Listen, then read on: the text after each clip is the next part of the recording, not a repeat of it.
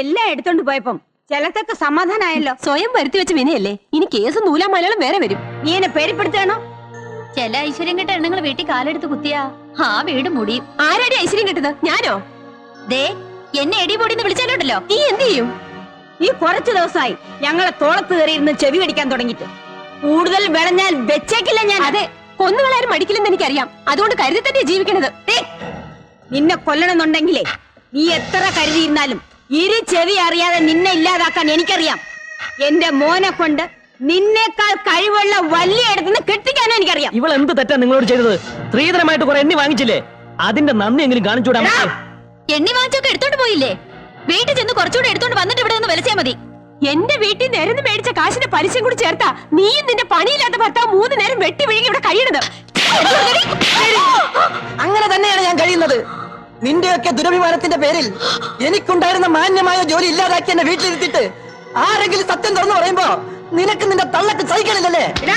നിനക്ക് എന്താ അർഹതയുണ്ടോ എന്റെ മോളെ അടിക്കാൻ? ഞാൻ അവളുടെ ഭർത്താവായതുകൊണ്ട്. ഓ, തന്റെ ഉള്ള ഒരു ഭർത്താവിന്റെ വില നിങ്ങൾക്ക് അറിയില്ലല്ലോ. കൺഗ്രാറ്റുലേഷൻസ്. ഇതുപോലെ ഞാൻ ഇവിടെ കാരണത്ത് കൊടുത്തിരുന്നെങ്കിൽ ഇവിടെ പണ്ടേ ഒതുങ്ങിയാണ്. അതിന് ഇനിയും സമയം വൈകിട്ടില്ല. എന്നെ എന്റെ മക്കളെയും ഭരിക്കാന്ന് ആരും കരുതണ്ട. നിങ്ങളുടെ മോളുടെ കൈ എന്റെ കരണത്ത് വീണിട്ടുണ്ടെങ്കിൽ ഞാനതിന് പകരം ചോദിക്കും. നോക്കിക്കോ, സ്ത്രീധനം മേടിച്ച കുറ്റത്തിന് ദാശായണിയമ്മ കോടതി വരാണ്ട് നിരങ്ങി നടക്കുന്നത് കണ്ടില്ലേ? അതുപോലെ നിങ്ങൾ നടക്കും. ഇവിടുന്ന് പിടിച്ചെടുത്ത സ്വർണം മുഴുവൻ എന്നെ പീഡിപ്പിച്ച് വാങ്ങിയതാണെന്ന് കോടതി ഞാൻ മൊഴി കൊടുത്തു. എന്റെ കൊക്കില് ജീവനുണ്ടെങ്കിൽ നിങ്ങൾ രണ്ടിനെയും ഞാൻ കമ്പിയെ എണ്ണിക്കും. ഇനി എത്ര നല്ല സമയമായാലും രാജയോഗമായാലും ജയില് തന്നെയാ. ശിക്ഷയ്ക്കും ഇളവുണ്ടാവില്ല. എന്റെ ഈ കൊക്കില് ജീവനുണ്ടെങ്കിൽ നിങ്ങൾ രണ്ടിനെയും ഞാൻ കമ്പിയെ എണ്ണിക്കും. ഇനി എത്ര നല്ല സമയമായാലും രാജയോഗമായാലും ജയില് തന്നെയാ. ശിക്ഷയ്ക്ക് ഇളവുണ്ടാകുകയില്ല.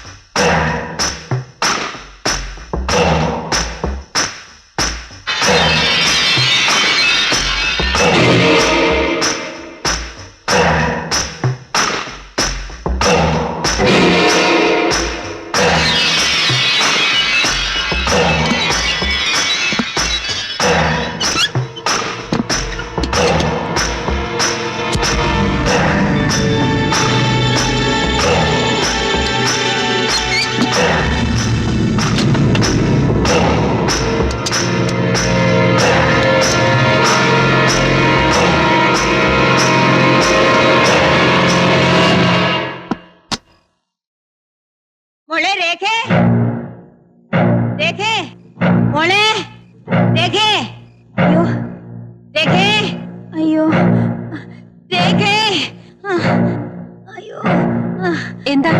എനിക്ക് വല്ലാത്തൊരു വിമിഷ്ടം. കുറച്ച് ചൂടുവെള്ളം ഉണ്ടാക്കിത്താ, ആവി പിടിക്കണം.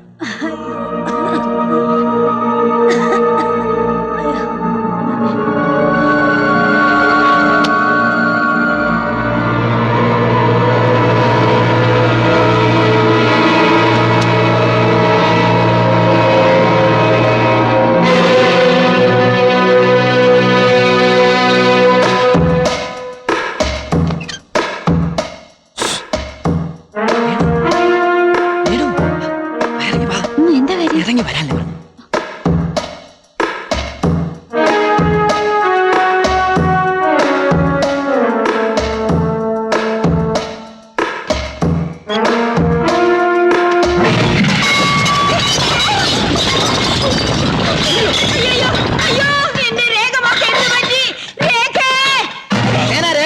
അവക്കൊന്നും പറ്റിയിട്ടില്ല. അപ്പൊ പിന്നെ ആർക്കെന്താ സംഭവിച്ചത്?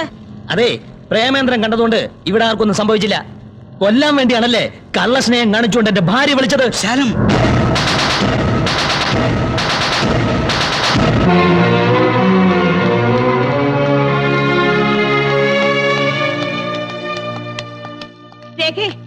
വേണ്ട, ഇനി ഒരു നിമിഷം ഞാൻ ഈ വീട്ടിൽ നിൽക്കില്ല. മോഹൻ എന്നോടൊപ്പം ജീവിക്കണമെന്നുണ്ടെങ്കിൽ എനിക്ക് സ്ത്രീധനമായി തന്ന ആ കാറും എടുത്ത് ഇപ്പൊ എന്റെ കൂടെ ഇറങ്ങണം. മോനാ നിങ്ങളുടെ ശബ്ദം കേൾക്കുമ്പോ തന്നെ ഇപ്പൊ എനിക്ക് പേടിയാ. ഒരു നിമിഷം പ്രേമൻ അത് കണ്ടില്ലായിരുന്നെങ്കിൽ കത്തിക്കരിഞ്ഞ എന്റെ ഭാര്യയുടെ ശവം എനിക്ക് കാണേണ്ടി വന്നേനെ. ഇനി ഒരിക്കലും ഒരു അമ്മ മകൻ ബന്ധവും പറഞ്ഞ് എന്റെ അടുത്ത് വന്നേക്കരുത്. പാടി.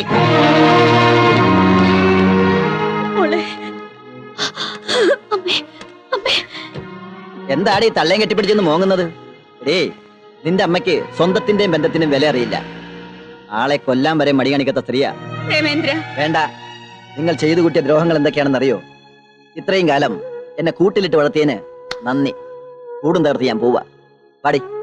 അമ്മ ഒറ്റയ്ക്കാവില്ലേ? അമ്മ പോയി എടുത്തോണ്ട് പാടി പറ്റി കിടക്കും. ഇനി അവൾ എന്റെ ഭാര്യയായിട്ട് എന്റെ വീട്ടിൽ കഴിഞ്ഞാ മതി. ഇനി ഇവിടെ നിന്നാലേ വേണ്ട. പ്രേമേന്ദ്ര, എന്നോട് ക്ഷമിക്ക്. ഞാൻ ചേട്ടാ, ഓ എന്റെ കല്യാണത്തിന് സ്ത്രീധനമായി തന്ന കാറിന്റെ കീ ഇതെടുത്ത് പലയിടത്ത് വെച്ചോ. പ്രേമേന്ദ്ര, പുറകെ നിന്ന് വിളിക്കരുത്. അവര് മുന്നിൽ നിന്നാലും പിന്നിൽ നിന്നാലും ശകുനപ്പിഴയാ. തിരിഞ്ഞു നോക്കാതെ പാടി.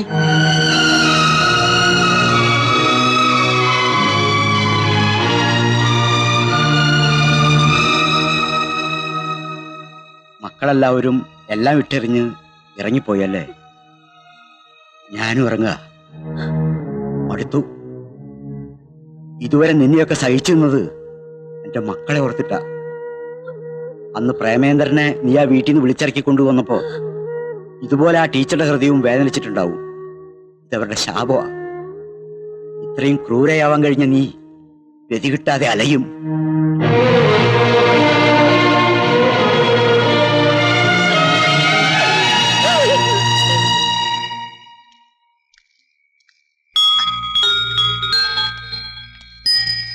ആരാത്?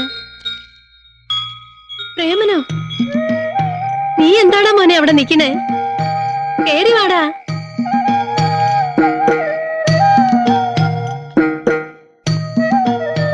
ചെയ്തു പോയ തെറ്റുകൾ പൂർണ്ണമായിട്ടും ബോധ്യമായി. എന്റെ കൂടെ ഒരാൾ കൂടി വന്നിട്ടുണ്ട്.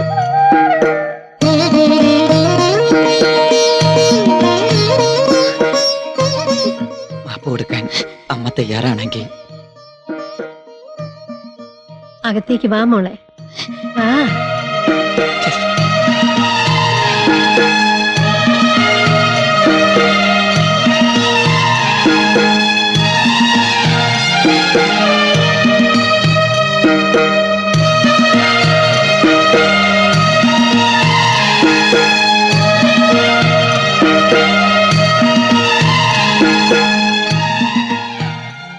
ഒരു കാര്യം മനസ്സിലായി.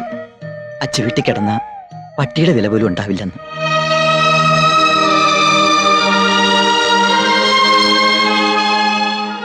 എനിക്കും ഇവിടെ ഒരു പട്ടിയുടെ വില ഉണ്ടാവുമല്ലേ?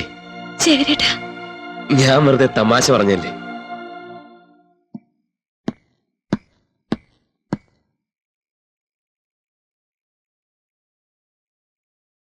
ഞാനൊരു പിശുക്കനാണെന്ന് എല്ലാവരും പറയുന്നേ. ശരിയാ, പിശുക്കൻ തന്നെയാ. ഇത് കണ്ടോ, സർവീസിലിരുന്ന കാലത്ത് ഞാൻ മിച്ചം വെച്ച കാശാ. എന്റെ മരണശേഷം ഞാൻ ആർക്കും ഒരു ബാധ്യതയാകാതിരിക്കാൻ എന്റെ ശേഷക്രിയക്ക് വേണ്ടി കരുതിയ പണമാണിത്. ഇതെല്ലാം നീ എടുത്തു. എനിക്ക് നിന്നെ വലിയ ഇഷ്ട. നീ രക്ഷപ്പെടും. ഇത് വെച്ച് തുടങ്ങാൻ പറ്റിയ ഒരു ബിസിനസ് നീ തുടങ്ങണം. ഞാനിത് വാങ്ങിച്ചോട്ടെ? വേണ്ട ശേഖരേട്ടാ, പണവും സ്വർണവും കാണുന്നത് തന്നെ എനിക്കിപ്പോ പേടിയാ. കൂടുതലൊന്നും നമുക്ക് വേണ്ട. ജീവിക്കാനുള്ള മാർഗം മാത്രം മതി. അത് നമ്മൾ അധ്വാനിച്ചാൽ ഉണ്ടാകുമല്ലോ. നീ തന്നെയാണോ ഈ പറയുന്നത്? മുത്തശ്ശ, സന്തോഷായി. ഈ സ്നേഹം മാത്രം മതി എന്നും എനിക്ക്. ഞങ്ങള് നാളെ തന്നെ ഇവിടുന്ന് പോവുക. എങ്ങോട്ട്? എല്ലാം നേർവഴിക്കായില്ലേ? ഇനി നമുക്കൊരു വഴി ഈശ്വരൻ കാണിച്ചു തരും.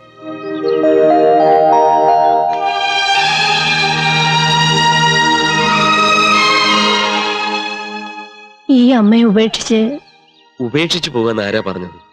എപ്പോ വേണമെങ്കിലും ഇങ്ങോട്ട് വരാമല്ലോ. ഈ മനസ്സിന്റെ ഒരു വാതിലും ഒരിക്കലും അടച്ചിട്ടില്ലല്ലോ. അകന്നു നിൽക്കുമ്പോ സ്നേഹബന്ധത്തിന് ആക്കം കൂടും. നിങ്ങളെല്ലാവരും എന്റെ സ്വന്തമാണെന്ന് കരുതിയ സ്വത്തും പ്രതാപവും ഒക്കെ നഷ്ടമായപ്പോ എനിക്ക് ഞാൻ ആഗ്രഹിച്ചതുപോലെ ഒരു ഭാര്യയെ കിട്ടി. അഹങ്കാരം ലവലേശമില്ലാതെ. എന്നാ പിന്നെ ഞങ്ങൾ ഇറങ്ങട്ടെ. നല്ല നേരത്തെ ഒരു ശകുനപ്പിഴ വരുന്നുണ്ട്.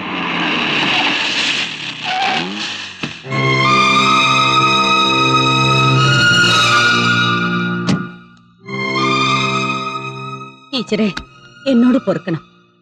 സ്വർഗം പോലുള്ള ഈ വീട്ടിൽ നിന്ന് നിങ്ങളുടെ മകനെ പറിച്ചെടുത്തോണ്ട് പോയപ്പോ നിങ്ങൾക്കുണ്ടായ വേദന ഇപ്പോഴാണ് എനിക്ക് മനസ്സിലായത്. ഇന്ന് എനിക്ക് ആരുമില്ല. എന്റെ പ്രവൃത്തി ദോഷം കൊണ്ട് എല്ലാരും എന്നെ ഇട്ടേച്ചു പോയി. ഇനി എനിക്ക് മക്കളെന്നോ മരുമക്കളെന്നോ പക്ഷാഭേദം ഉണ്ടാവില്ല. എല്ലാവരും എനിക്ക് മാപ്പ് തന്ന് എന്റെ മക്കളെ എന്റെ കൂടെ അയക്കണം.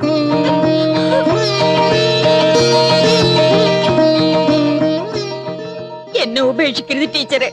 ചെയ്ത കുറ്റം മനസ്സിലാക്കി പ്രായശ്ചിത്തം ചെയ്യുന്നതാണ് ഏറ്റവും വലിയ പാപപരിഹാരം. നിങ്ങളെ ആരും ഉപേക്ഷിക്കില്ല. ഞങ്ങൾ എല്ലാവരും നിങ്ങളോടൊപ്പം ഉണ്ട്.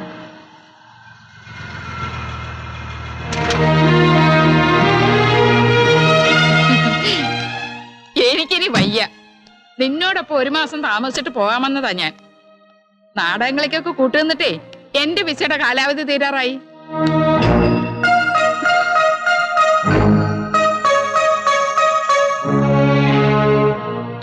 എന്റെ മോളെ ഞാൻ ഒത്തിരി വിഷമിപ്പിച്ചു ഇല്ലേ? ശേഖരൻകുട്ടിക്ക് ഇവനെ ആഗ്രഹിച്ച പോലുള്ള ഒരു നല്ല ഭാര്യയെ തിരിച്ചു കൊടുക്കാൻ വേണ്ടി ഇവൻ നിർദ്ദേശിച്ച പ്രകാരം എനിക്ക് ഇങ്ങനെയൊക്കെ പെരുമാറേണ്ടി വന്നത്. നിന്നെ നേർവഴിക്ക് കൊണ്ടുവരാനായി എനിക്ക് ഇങ്ങനെ ഒരു കള്ളത്തരം ചെയ്യേണ്ടി വന്നു. നിങ്ങൾ എല്ലാവരും എന്റേതെന്ന് കരുതിയ സ്വത്തുക്കളൊന്നും എന്റേതല്ല കേട്ടോ. എല്ലാം ഈ ശേഖരൻകുട്ടിയുടെ തന്നെയാ. പിന്നൊരു കാര്യം, എല്ലാം തിരിച്ചു കിട്ടിയെന്ന് അറിഞ്ഞപ്പോ വീണ്ടും പഴയതുപോലെ ആവൂ.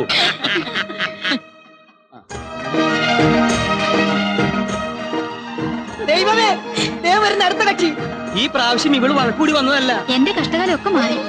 എന്റെ ദൈവമേ നന്ദി. ജീവിതത്തിൽ ആദ്യമായിട്ടാണ് ഇവൾ ഇങ്ങനെ ഒരു വാക്ക് പറയുന്നത്. അവിടെ നില്ല്. ഇവരൊരു ബെസ്റ്റ് ശകുനമാ. ഇത് കണ്ടിട്ട് പുറത്തോട്ടിറങ്ങിയ വിജയം ഉറപ്പാ.